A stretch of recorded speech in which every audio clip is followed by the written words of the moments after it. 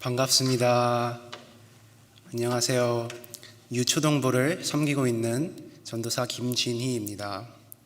오늘 이렇게 성도 여러분들과 함께하게 되고 인사드리고 또 하나님의 말씀을 다 함께 나눌 수 있게 돼서 너무나도 하나님께 감사드립니다. 오늘 저희가 보신 말씀은 골로새서 1장 24절에서 2장 5절 말씀입니다. 골로새서 1장 24절에서 2장 5절 말씀입니다. 제가 봉독하겠습니다. 나는 이제 너희를 위하여 받는 괴로움을 기뻐하고 그리스도의 남은 고난을 그의 몸된 교회를 위하여 내 육체에 채우노라. 내가 교회의 일꾼 된 것은 하나님이 너희를 위하여 내게 주신 직분을 따라 하나님의 말씀을 이루려 함이니라. 이 비밀은 만세와 만대로부터 감춰졌던 것인데 이제는 그의 성도들에게 나타났고 하나님이 그들로 하여금 이 비밀의 영광이 이방인 가운데 얼마나 풍성한지를 알게 하려 하심이라. 이 비밀은 너희 안에 계신 그리스도시니 곧 영광의 소망이니라. 우리가 그를 전파하여 각 사람을 권하고 모든 지혜로 각 사람을 가르침은 각 사람을 그리스도 안에서 완전한 자로 세우려 함이니 이를 위하여 나도 내 속에서 능력으로 역사하시는 이의 역사를 따라 힘을 다하여 수고하노라. 내가 너희와 라오디게아와 있는 자들과 무릇 내 육신의 얼굴을 보지 못한 자들을 위하여 얼마나 힘쓰는지를 너희가 알기를 원하노니 이는 그들로 마음의 위안을 받고 사랑 안에서 연합하여 확실한 이의 모든 풍성한 바 하나님의 비밀인 그리스도를 깨닫게 하려 함이니 그 안에는 지혜와 지식의 모든 보화가 감춰져 있느니라. 내가 이것을 말함은 아무도 교묘한 말로 너희를 속이지 못하게 하려 함이니 이는 내가 육신으로는 떠나 있으나 심령으로는 너희와 함께 있어 너희가 질서 있게 행함과 그리스도를 믿는 너희의 믿음이 굳건한 것을 기쁘게 봄이라. 아멘. 저희가 2주 전 개론에서 배웠듯이 골로새서는 바울이 감옥에서 생활할 때 골로새의 복음을 전파하고 가르친 에바브라가 찾아오면서 시작되었습니다. 에바브라는 골로새 교회 성도들이 진리의 말씀, 곧 복음을 듣고 예수 그리스도 안에서 믿음과 성령 그리고 사랑으로 열매 맺으며 성장해 가고 있다는 좋은 소식을 바울에게 전했습니다. 성도 여러분들 또한 새신자가 복음을 믿음으로 받아들이고 세례를 받으며 하나님의 자녀가 되어 교회의 일원이 되었을 때 그 감격과 감사를 경험해 보셨으리라 생각합니다. 하지만 에바브로는 좋은 소식과 더불어 나쁜 소식 또한 바울에게 전달합니다. 나쁜 소식은 바로 이 성장의 과정 속에서 일부 골로새 교회 성도들이 잘못된 가르침에 넘어가 믿음이 흔들리고 옛사람으로 돌아가고 있다는 소식이었습니다. 여러분들이 처음 예수님을 영접하셨을 때를 기억해 보시면 예수님을 향한 믿음은 있지만 예수님이 정확하게 누구신지 또 하나님 나라의 일꾼으로 살아간다는 것에 정확한 의미가 명확하지 않았을 때가 있었다는 것을 아실 것입니다. 갓난아이가 옳고 그름을 분별하지 못하듯이 갓난 그리스도인들이었던 골로새 성도들 또한 무엇이 예수님으로부터 오는 옳은 가르침이고 무엇이 사람의 전통과 세상으로의 생각으로부터 오는 헛된 속임수인지 분별하지 못했던 것입니다. 하나님께서 흑암의 권세로부터 건져내신 하나님의 자녀들이 잘못된 가르침에 넘어가 믿음이 흔들리며 다시 흑암의 권세로 돌아가고 있다는 소식을 들은 바울이 얼마나 비통하고 속이 타들어갔을지 상상이 갑니다. 이러한 소식을 들은 바울은 당장에 골로새로 달려가 골로새 성도들에게 예수님으로부터 받은 참된 하나님의 말씀을 권하고 가르치길 소망했을 것입니다. 감옥에서 나갈 수 없었던 바울은 편지로라도 골로새 성도들에게 그들이 믿는 예수님이 정확히 누구신지 그리고 하나님의 나라의 참된 백성으로 살아간다는 것이 무엇을 의미하는지를 알려주는 서신을 보냈습니다. 이 서신이 바로 저희가 보고 있는 골로새서입니다. 오늘 본문 말씀인 1장 24절부터 2장 5절까지는 복음의 일꾼인 바울이 교회를 위하여 맡은 직분을 설명하고 있습니다.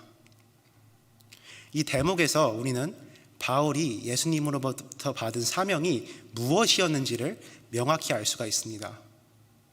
그리고 바울의 사명을 통해 교회의 사명이 무엇인지 또한 알 수가 있습니다. 우리가 오늘 본문을 통해 바울의 사명을 이해하고 오늘날 예수님께서 교회에게 주시는 사명이 무엇인지 또한 알게 되길 간절히 소망합니다. 지난주 본문 마지막 구절인 1장 23절의 후반부를 보시면 바울은 이 복음은 천하 만민에게 전파된 바요 나 바울은 이 복음의 일꾼이 되었노라 라고 얘기하고 있습니다.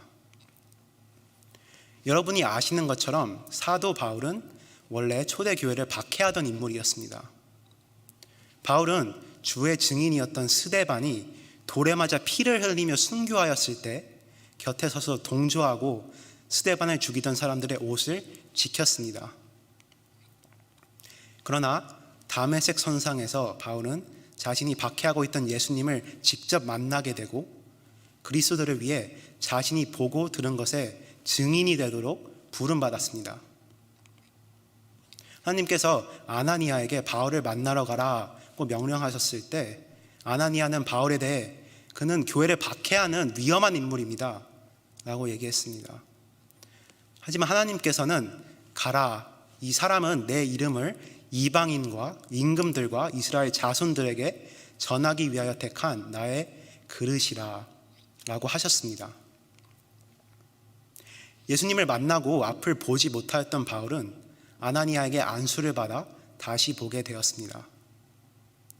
바울은 세례를 받고 성령으로 충만하게 된 후에 회당으로 가서 예수님께서 하나님의 아들이심을 전파하였습니다. 자신들의 편이었던 바울이 회심하고 예수를 그리스도, 즉 그들이 기다리던 메시아라고 증언하자 다메섹의 유대인들은 매우 당혹해했습니다. 그들은 바울을 죽이기로 공모하였지만 바울의 제자들이 바울을 광주리에 담아 성벽에서 달아내려 그를 탈출시켰습니다. 하나님께서 바울을 택하사 그를 부르셨고 그는 180도 변했습니다. 바울은 주의 증인들을 핍박하던 사람에서 오히려 핍박을 받는 주의 증인이 되었습니다. 교회에서 저희가 자주 사용하는 단어인 소명, calling은 바로 하나님의 부르심을 뜻하는 것입니다. 바울과 같이 사람이 180도 변하게 되는 그런 삶으로의 부르심 말입니다. 그리고 하나님의 소명에는 사명이 있습니다. 미션이 있습니다. 소명이 하나님의 부르심이라면 사명은 하나님의 보내심입니다. 그렇다면 하나님께서 무엇을 위해 바울을 부르시고 보내신 것일까요? 본문의 25절을 함께 보시면 내가 교회의 일꾼 된 것은 하나님이 너희를 위하여 내게 주신 직분을 따라 하나님의 말씀을 이루려 함이니라 라고 바울은 말합니다. 하나님께서 바울에게 주신 직분은 본질적으로 하나님의 말씀을 이루는 일입니다. 여기서 하나님의 말씀을 이룬다는 건 무엇을 뜻하는 것일까요? 하나님의 말씀이 우리의 삶에 들어와서 온전히 뿌리 내리고 성장하여 열매 맺게 되었을 때 비로소 하나님의 말씀이 이루어졌다 할 수 있습니다. 하나님의 말씀은 우리를 사랑하시는 하나님께서 우리를 구원하시기 위해 독생자 예수님을 인간의 몸으로 이 땅에 보내셨다는 복음의 말씀입니다. 죄인이었던 우리가 이 복음을 듣고 예수님을 믿음으로 그가 보여주신 하나님의 사랑을 깨닫게 될 때 우리는 열매를 맺게 됩니다. 이 열매는 궁극적으로 사랑입니다. 우리가 예수님의 사랑 안에서 사랑의 열매를 맺음으로 하나님과의 관계가 회복되고 우리 서로 간의 관계가 회복되며 온 세상이 하나님께로 회복되는 것입니다. 그러므로 하나님의 말씀이 이루어진다는 것은 복음이 온 세상에 전파됨으로써 성도들의 삶에 사랑의 열매가 맺고 온 세상이 하나님께로 회복된다는 것입니다.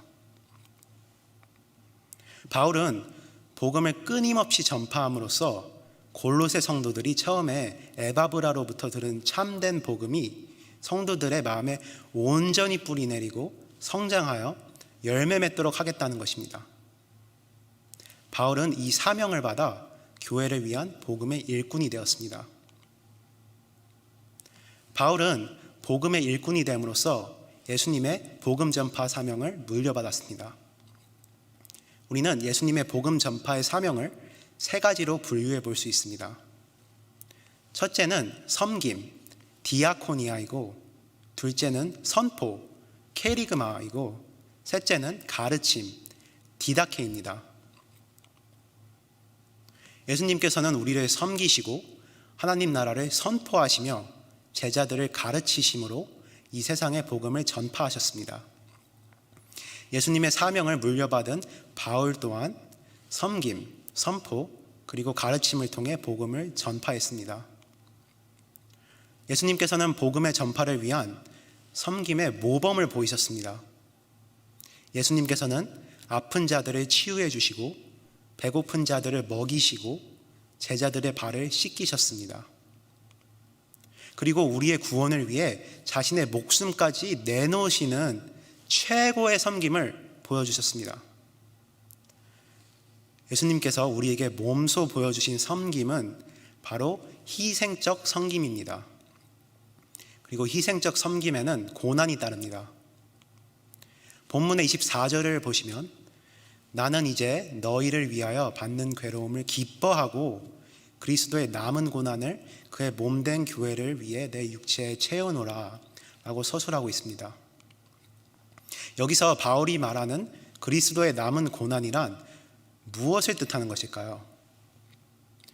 바울은 예수님께서 사역 중에 그리고 최종적으로 십자가에서 받으신 고난이 부족하다는 의미로 남은 고난이란 표현을 쓴 것이 아닙니다. 예수님께서는 십자가에 못 박히시고 죽으시기 직전에 다 이루었다 라고 선포하셨습니다. 예수님께서는 우리의 구원을 위한 하나님 아버지로부터 주어진 이 땅의 사명을 부족함 없이 온전히 다 이루셨다는 것입니다. 바울이 그리스도의 남은 고난을 그의 몸된 교회를 위해 내 육체에 채우노라 라고 하는 것은 바울이 예수님의 사명인 복음 전파하는 것을 물려받았기 때문입니다. 예수님의 사명에는 희생적 섬김의 고난이 따랐기에 바울의 사명 또한 희생적 섬김의 고난이 따른 것입니다. 그럼 이 희생적 섬김은 도대체 어디서부터 오는 것일까요? 바로 하나님의 사랑입니다. 하나님께서 세상을 사랑하사 독생자 예수 그리스도를 이 땅에 보내셨습니다. 예수님께서는 하나님 아버지의 뜻을 따라 자신을 죄인된 우리에게 온전히 내어주셨습니다. 그러므로 하나님께서 예수님을 통해 보여주신 사랑은 자신의 아들을 죄인인 우리에게 온전히 내어주시는 그런 사랑인 것입니다. 이러한 하나님의 사랑은 죄악으로 인해 폭력으로 물든 세상에 들어오셨습니다. 그리고 그 사랑은 세상의 끝없는 폭력으로 인해 학대당하시고 죽음에 이르실 수밖에 없었던 것입니다. 예수님께서는 어둠 속에 복음을 전파하는 생명의 빛이셨지만 세상은 그를 알지 못하였고 배척하였습니다. 하나님 아버지께서는 자신의 독생자가 자신이 만드신 피조물에 의해 배척당하고 살해당하실 것을 아시면서도 예수님을 이 땅에 보내셨고 예수님께서도 순순히 자신을 내어주신 것입니다. 성도 여러분, 이것이 바로 우리를 향한 하나님의 아주 놀라운 사랑입니다. 바울은 하나님의 사랑으로부터 오는 예수님의 희생의 섬김을 본받아 복음의 전파를 위해 자신을 희생하는 주의 일꾼이 되었습니다. 고린도후서 11장 23절부터 28절에서는 바울은 자신이 주님의 일꾼으로서 당한 고난들을 나열합니다. 그들이 그리스도의 일꾼이냐 정신없는 말을 하거니와 나는 더욱 그러하도다. 내가 수고를 넘치도록 하고 옥에 갇히기도 더 많이 하고 매도 수없이 맞고 여러 번 죽을 뻔하였으니 유대인들에게 40에서 하나 감한 매를 5번 맞았으며 3번 태장으로 맞고 1번 돌로 맞고 3번 파선하고 일주일을 깊은 바다에서 지냈으며 여러 번 여행하면서 강의 위험과 강도의 위험과 동족의 위험과 이방인의 위험과 시내의 위험과 광야의 위험과 바다의 위험과 거짓 형제 중의 위험을 당하고 또 수고하며 애쓰고 여러 번 자지 못하고 줄이며 목마르고 여러 번 굶고 춥고 헐벗었노라. 이외의 일은 고사하고 아직도 날마다 내 속에 눌리는 일이 있으니 곧 모든 교회를 위하여 염려하는 것이라. 28절을 보시면 바울에게 육신의 고통들은 고사하고 날마다 바울을 괴롭힌 고난은 바로 모든 교회를 위하여 염려하는 것이었습니다. 하지만 바울이 골로새 교회에 대해 염려하며 받는 괴로움을 기쁘게 여길 수 있었던 것은 바로 예수님의 사랑이 바울의 마음 속에서 역사하고 있었기 때문입니다. 바울은 희생하며 섬기신 예수님의 사랑에 힘입어 예수님을 따르며 받는 고난들을 감당할 수 있었습니다. 그러므로 본문의 29절을 보시면 바울은 이를 위하여 나도 내 속에서 능력으로 역사하시는 이의 역사를 따라 힘다하여 수고하노라 라고 말할 수 있는 것입니다. 예수님께서는 우리 안에서 사랑의 능력으로 역사하심으로 희생적 섬김을 가능케 하십니다. 이 이해하기 힘든 희생적 섬김을 보여준 예수님이 바로 골로새서 1장 26절과 27절에서 바울이 말하고 있는 비밀, 영어로는 미스터리입니다. 이 비밀은 만세와 만대로부터 감춰져 있었던 것인데 이제는 그의 성도들에게 나타났고 하나님이 그들로 하여금 이 비밀의 영광이 이방인 가운데 얼마나 풍성한지를 알게 하려 하심이라. 이 비밀은 너희 안에 계신 그리스도시니 곧 영광의 소망이니라. 유대인들에겐 섬김 받으셔야 할 하나님께서 자신들을 섬기기 위해 오셨고 자신들의 구원을 위해 자신들의 손에 죽으셨다라는 것은 상상치도 못할 일이었습니다. 게다가 이 구원의 역사가 유대인들만을 위한 것이 아니라 심지어 이방인들을 위한 것까지였다 또한 아주 놀라운 일이었습니다. 뼛속까지 유대인이었던 바울에게도 이러한 복음은 미스터리, 비밀이었을 것입니다. 예수님께서 인간의 몸으로 이 땅에 오실 거란 것은 율법과 시편 그리고 선지자들을 통해 계속해서 암시되었지만 이 비밀은 만세와 만대로부터 감춰져 있었습니다. 때가 되었을 때 하나님께서 예수님을 이 땅에 보내심으로 이 비밀을 성도들에게 드러내셨습니다. 이 비밀은 유대인들뿐만 아니라 이방인들에게도 똑같이 드러나게 되어 예수님의 영광이 이방인 가운데 풍성하게 되었습니다. 이 비밀스러운 예수님의 영광은 저희가 보통 생각하는 영광하고는 차이가 있습니다. 예수님의 영광은 바로 그가 섬김을 받으러 오신 것이 아니라 오히려 우리를 사랑하심으로 우리를 섬기러 오셨고 자신의 목숨까지 내어주셨다는 그런 영광입니다. 요한복음 12장 23장에서 26장을 보시면 예수님께서 자신의 죽음을 예견하시며 말씀하셨습니다. 예수께서 대답하여 이르시되 인자가 영광을 얻을 때가 왔도다. 내가 진실로 진실로 너희에게 이르노니 한 알의 밀이 땅에 떨어져 죽지 아니하면 한 알 그대로 있고 죽으면 많은 열매를 맺으리라. 자기의 생명을 사랑하는 자는 잃어버릴 것이요 이 세상에서 자기의 생명을 미워하는 자는 영생토록 보전하리라. 사람이 나를 섬기려면 나를 따르라.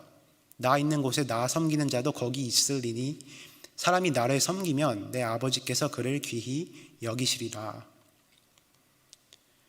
예수님께서는 십자가에 못 박혀 들리심으로 영광 받으셨습니다.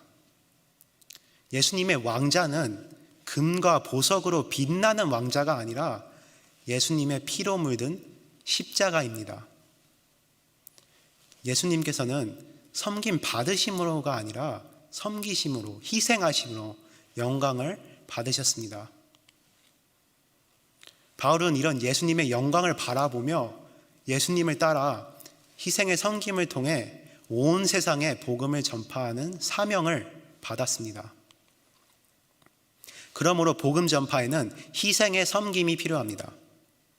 예수님께서는 복음을 전파하시며 가난한 자들을 축복하시고 아픈 자들을 고치시고 약자로 대표되던 여인들을 친구 삼으셨으며 죄인들과 함께 식탁에 앉아 빵을 나누셨습니다. 복음 전파를 위해서는 복음을 필요한 자들에게 먼저 다가가고 그들을 사랑으로 섬겨야 한다는 것을 예수님께서는 우리에게 몸소 보여주셨습니다. 복음은 말로만 전해지는 것이 아니라 행동이 뒷받침되어야 합니다. 성도 여러분, 주변에 복음이 필요한 사람들이 누군지 한번 생각해 보시기 바랍니다. 그리고 그들에게 복음이 전파되도록 희생의 섬김을 실천하고 계시는지 스스로에게 한번 질문해 보시기 바랍니다. 예수님께서는 복음 전파를 위해 복음을 선포하시고 제자들을 가르치셨습니다. 28절을 보시면 바울은 우리가 그를 전파하여 각 사람을 권하고 모든 지혜로 각 사람을 가르침은 각 사람을 그리스도 안에서 완전한 자로 세우려 함이니 라고 말합니다. 하나님의 말씀을 이루기 위해서는 즉 각 사람들이 그리스도 안에서 완전한 자로 세워지고 풍성한 사랑의 열매를 맺기 위해서는 예수님을 전파해야 한다는 것입니다. 여기서 예수님을 전파한다는 것을 우리는 두 가지로 볼 수가 있습니다.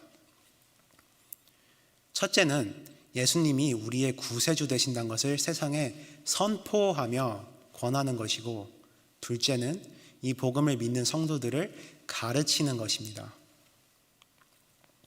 마가복음 1장 15절을 보시면 예수님께서 세례 받으신 뒤 사역을 시작하시며 때가 찼고 하나님의 나라가 가까이 왔으니 회개하고 복음을 믿으라 하시며 복음을 선포하셨습니다. 이 복음을 들은 자들이 흑암의 권세로부터 건져지고 하나님의 나라로 옮겨지기 위해서는 믿음이 필요하고 회개가 필요합니다. 이 믿음은 바로 예수님을 통해 나타난 우리를 향한 하나님의 사랑에 대한 믿음입니다. 선포된 복음을 듣고 믿는 자들은 하나님의 사랑으로 말미암아 회개할 수 있게 되고 제사함을 받아 하나님의 자녀가 되는 권세를 누리게 됩니다. 여기서 말하는 회개는 어떤 특정한 죄에 대한 회개가 아니라 자신의 삶의 자체에 대한 회개입니다. 헬라어로는 회개는 메타노이아, 직역하자면 change of mind, 생각의 변화입니다.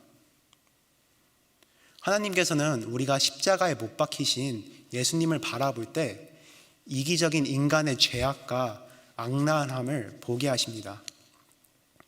또한 우리 안의 악함 또한 인지하게 하심으로 회개와 용서의 필요성을 느끼게 하십니다. 우리가 우리 구주 예수님을 믿고 회개한다는 것은 저희 삶 속에 주인이 바뀌는 것입니다. 더 이상 내가 내 삶의 주인이 되는 것이 아니라 예수님이 내 삶의 주인이 되는 것입니다. 더 이상 내가 사는 것이 아니고 오직 내 안에 그리스도께서 사시는 것입니다. 이러한 생각의 변화를 가지는 것이 바로 예수님을 믿음으로써 오는 회개입니다. 하지만 우리가 예수님을 우리 구세주로 믿고 영접했다 하더라도 이 세상에 사는 한 우리는 죄인이기에 내가 내 삶의 주인이 되려고 합니다. 또한 세상의 유혹과 헛된 가르침에 넘어가 세상의 것들이 우리 삶의 주인이 되기도 합니다. 골로새 성도들 또한 예수님이 그들의 삶의 주인 되어 열매 맺어야 되는데 계속해서 잘못된 가르침에 넘어가 믿음이 흔들리고 주님이 그들의 삶의 온전한 주인이 되지 못하고 있었습니다. 복음이 하루아침에 우리 삶에 들어올 수는 있습니다. 하지만 복음이 우리의 삶에 온전히 뿌리 내리고 열매 맺는 데에는 지속적인 복음의 가르침이 있어야 하고 또 그로 인한 삶의 지속적인 회개가 있어야 합니다. 이 과정이 바로 성화의 과정이고 우리가 그리스도 안에서 완전한 자로 세워지는 과정인 것입니다. 그러므로 교회 안의 성도들 또한 매일마다 선포된 복음을 듣고 배움으로 복음이 우리 삶에 온전히 뿌리내리고 예수님께서 우리 삶의 온전한 주인이 되셔야만 우리가 풍성한 사랑의 열매를 맺을 수 있는 것입니다. 성도 여러분께서는 처음에 듣고 믿으셨던 복음이 여러분의 삶 속에 온전히 뿌리내리고 열매 맺기 위해 어떤 노력들을 하고 계십니까? 우리는 매일마다 성경과 말씀을 통해 그리고 예수님을 붙들면서 선포되는 복음을 묵상하며 배우는데 힘써야 합니다. 매일마다 십자가에 매달리신 예수님을 바라보며 그의 사랑에 힘입어 회개의 자세로 예수님을 우리의 삶의 온전한 주인으로 모셔야 합니다. 그리고 우리가 배운 만큼 다른 성도들과 교제하며 배움을 나눔으로 교회가 함께 성장하며 열매 맺도록 노력해야 합니다. 우리 본 한인교회가 매주 가지는 촌 모임을 통해 복음을 다 같이 배움으로 함께 성장하며 열매 맺길 진심으로 소망합니다. 예수님께서는 복음 전파의 사명을 위해 섬김, 선포, 그리고 가르침의 사명을 감당하셨습니다. 바울 또한 예수님의 복음 전파의 사명을 물려받아 섬김, 선포, 그리고 가르침의 사명을 감당했습니다. 그리고 교회 또한 이 세 가지의 사명을 감당하도록 부름받았습니다. 신약 성경에서 교회를 표현할 때 헬라어로 에클레시아라는 단어를 사용합니다. 에클레시아는 부름받아 나옴이라는 의미를 가지고 있습니다. 하나님께서는 각 성도들을 흑암의 권세로부터 불러내셨습니다. 그리고 복음 전파의 사명을 위해 우리를 다시 세상으로 보내십니다. 보내짐이라는 의미로 미시오라는 라틴어가 있습니다. 바로 교회에서 자주 쓰이는 단어인 미션, 선교의 어원이 되는 단어입니다. 20세기 선교학에서는 미시오 데이, 즉 하나님의 선교라는 개념을 내세웠습니다. 하나님의 선교는 하나님께서 우리를 사랑하시기에 예수님을 이 세상에 보내심으로 우리의 구원을 이루시는 하나님의 사명입니다. 그리고 하나님께서는 교회를 예수님의 몸이 되도록 부르시고 보내심으로 이 사명에 동참하게 하십니다. 예수님의 몸된 교회, 머리 되시는 예수님의 사명인 복음 전파를 섬김, 선포, 그리고 가르침을 통해 이어나가는 것입니다. 바울의 사명이 그랬듯이 교회의 사명 또한 섬김, 선포, 그리고 가르침을 통해 복음이 온 세상에 뿌리 내리고 사랑의 열매가 맺어 넘치며 온 세상이 하나님께로 회복되도록 힘쓰는 것입니다. 신학자 에밀 브루너는 선교를 다음과 같이 말합니다. 불이 타오름으로 존재하듯 교회는 선교로서 존재한다. 교회는 복음을 전파하는 사명을 받음으로 존재합니다. 복음 전파는 교회의 DNA입니다. 그러기에 복음 전파가 없는 교회는 타오르지 않는 불처럼 모순이 되는 것입니다.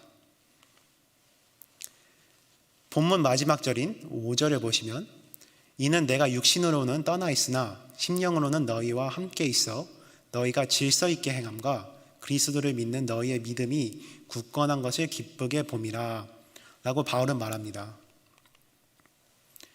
바울은 자신은 비록 감옥에 있지만 골로새 성도들과 심령으로 함께 한다는 얘기입니다.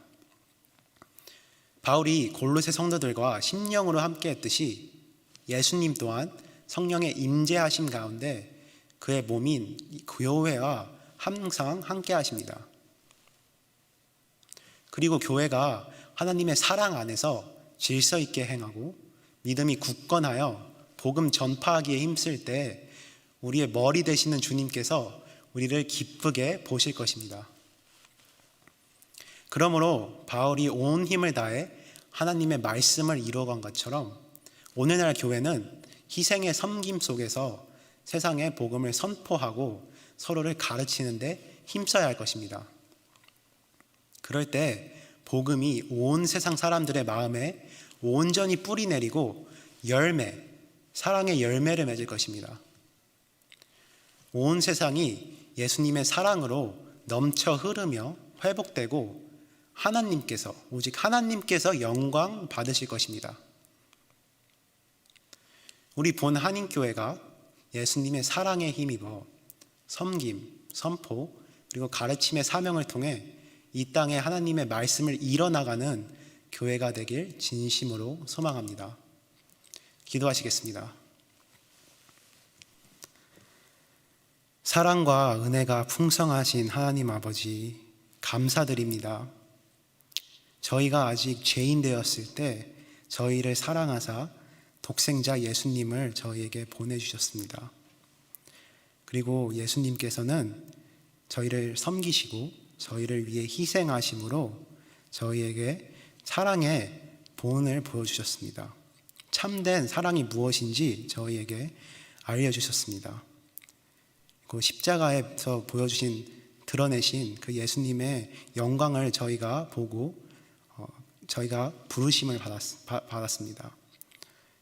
교회가 예수님의 주님의 몸되는 교회가 바울이 복음 선포의 사명을 받은 것처럼 저희 또한 복음 사명을 받은 것을 저희가 압니다. 저희가 이 복음 사명의 선포를 위해 저희가 매일같이 주님을 붙들고 성경 말씀을 붙들으며 저희가 복음을 더욱더 깊이 알아갈 수 있게 하여 주시고 저희의 삶에 복음이 깊이 뿌리 내리고 저희가 사랑의 열매를 맺음으로써 사랑으로 서로를 섬기고 세상을 섬길 수 있게 하여 주시옵소서. 하나님 아버지, 세상에 복음이 필요한 사람들이 너무나도 많습니다. 저희가 그 사랑을 가지고 예수님의 사랑을 가지고 저희가 그들에게 먼저 다가가고 그들에게 예수님의 사랑을 보일 수 있도록 저희를 사용하여 주시옵소서. 그리고 오직 하나님께서만 영광 받게 하여 주시옵소서. 저희 본한인교회 각 성도를 귀하게 사용하여 주실 것을 믿사오며 이 모든 말씀 예수 그리스도의 이름으로 간절히 기도드렸습니다. 아멘.